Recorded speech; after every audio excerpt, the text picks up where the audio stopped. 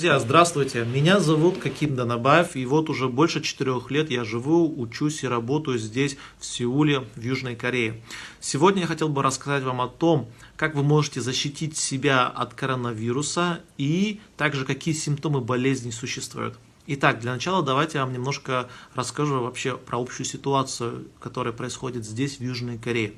На данный момент количество зараженных вирусом составляет больше 1500 человек. Очаг возгорания приходится на город Дэгу, он находится в южной части полуострова. Там количество заболевших уже перевалило за отметку в 1000 человек. Остальные больные дислоцируются в разных городах полуострова. Как мы можем узнать, что вы болеете коронавирусом? Итак, во-первых, это сухость во рту.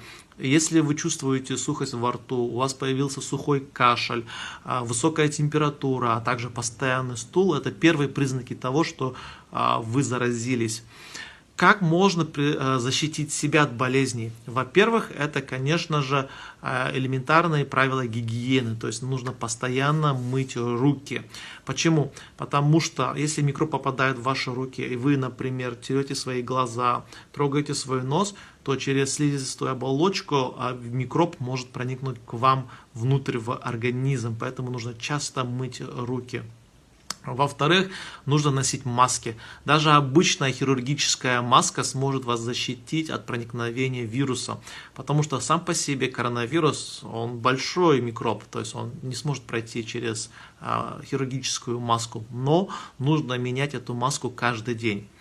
В-третьих, нужно пить очень много теплой воды. Почему? Потому что вирус очень плохо переносит теплую среду, то есть при температуре плюс 24-26 градусов он умирает.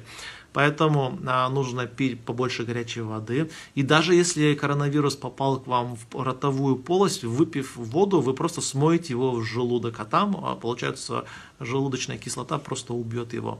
Но если вирус попадает к вам в трахею и дальше идет в легкие, то у человека развивается пневмония. Вот.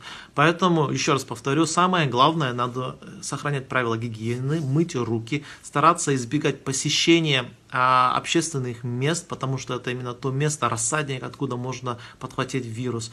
И в-третьих, коронавирусом легче заболеть тем людям, у кого ослабленный иммунитет, пожилым людям или тем людям, которые сейчас чем-то уже болеют. Поэтому обязательно следите за своим здоровьем.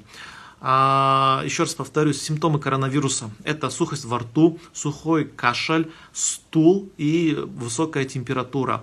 Как предостеречь себя от коронавируса? Нужно постоянно мыть руки, меньше контактировать с людьми и носить маски, которые нужно менять каждый день.